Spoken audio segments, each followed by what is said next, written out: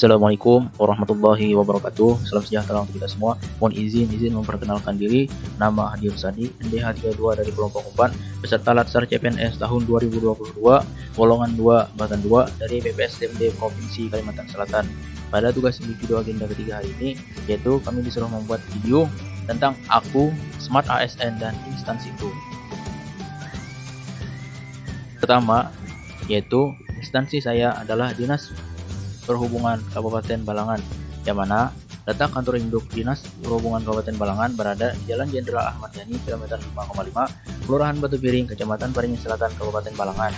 Selain itu, Dinas Perhubungan Kabupaten Balangan juga mempunyai cabang, yaitu unit pengujian kendaraan bermotor yang berada di Jalan Jenderal Ahmad Yani, Banua Anyar, Kecamatan Batu Mandi, Kabupaten Balangan. Visi dan misi Dinas Perhubungan Kabupaten Balangan. Untuk visi Dinas Perhubungan Kabupaten Balangan, yaitu merupakan turunan dari visi Kabupaten Balangan, yaitu terwujudnya Kabupaten Balangan yang maju dan sejahtera melalui pembangunan sumber daya manusia. Adapun misinya yaitu meningkatkan kualitas sumber daya manusia melalui pembangunan pendidikan dan kesehatan.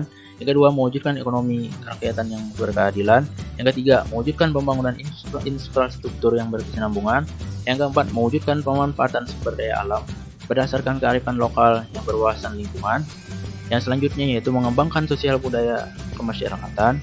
Selanjutnya, optimalisasi pemberdayaan aparatur pemerintah daerah. Dan yang terakhir adalah mewujudkan Kamtibmas dan kepastian hukum untuk terciptanya suasana yang kondusif.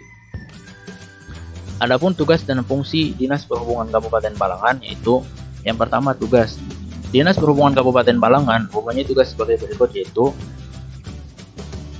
membantu Bupati melaksanakan urusan pemerintah di bidang lalu lintas dan angkutan jalan atau LLAJ, pelayaran, penerbangan, dan perkeretaapian, serta tugas pembantuan yang diberikan kepada daerah.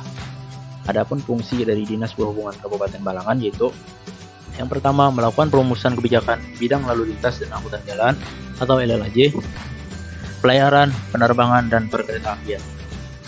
Yang kedua, pelaksanaan kebijakan di bidang lalu lintas dan angkutan jalan, pelayaran, penerbangan, dan perkeretaapian. Yang ketiga, yaitu pelaksanaan evaluasi dan pelaporan di bidang lalu lintas dan angkutan jalan atau LLAJ, pelayaran, penerbangan, dan perkeretaapian. Yang keempat, pelaksanaan administrasi dinas. Dan yang terakhir, pelaksanaan fungsi lain yang diberikan oleh Bupati terkait dengan tugas dan fungsinya. Berikut adalah struktur organisasi Dinas Perhubungan Kabupaten Balangan, yang mana Dinas Perhubungan Kabupaten Balangan dipimpin oleh Kepala Dinas. Kemudian ada sekretaris, yang ketiga ada bidang lalu lintas dan angkutan, dan yang selanjutnya ada bidang prasarana dan keselamatan. Berikut adalah fungsi-fungsi bidang tersebut, yang mana fungsi dari sekretariat adalah melaksanakan pemberian pelayanan teknis dan administratif kepada seluruh unit organisasi di lingkungan Dinas Perhubungan. Lalu, fungsi bidang lalu lintas dan angkutan yaitu perumusan kebijakan, pelaksanaan kebijakan, serta evaluasi dan pelaporan di bidang lalu lintas dan angkutan. Dan untuk fungsi di bidang prasarana dan keselamatan yaitu melakukan perumusan kebijakan, pelaksanaan kebijakan, serta evaluasi dan pelaporan di bidang prasarana, keselamatan, dan pengembangan transportasi. Kemudian, tugas saya di instansi Dinas Perhubungan. Jabatan saya di Dinas Perhubungan Kabupaten Balangan adalah pelaksana terampil pengelola data jaringan transportasi jalan pada seksi angkutan di bidang lalu lintas dan angkutan jalan atau LLAJ. Adapun tugas saya yaitu sebagai berikut.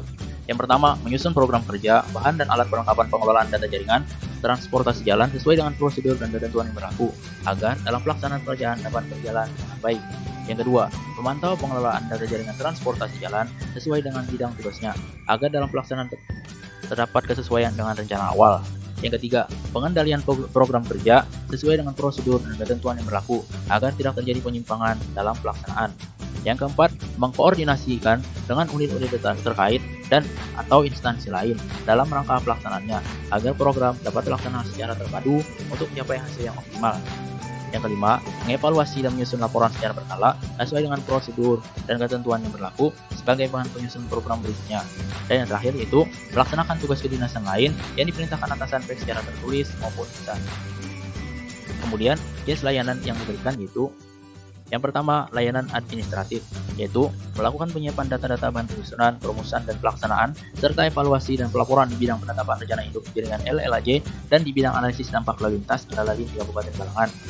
Lalu, di dalam layanan instruksional, yaitu sebagai seorang pengelola data jaringan transportasi jalan, harus bisa menginstruksikan diri sebagai pengelola data jaringan yang profesional dan harus bisa menginstruksikan para anggotanya tentang hak-hak dan kewajiban sehingga mereka mengetahui tupoksi tugas masing-masing di dalam melaksanakan tugasnya.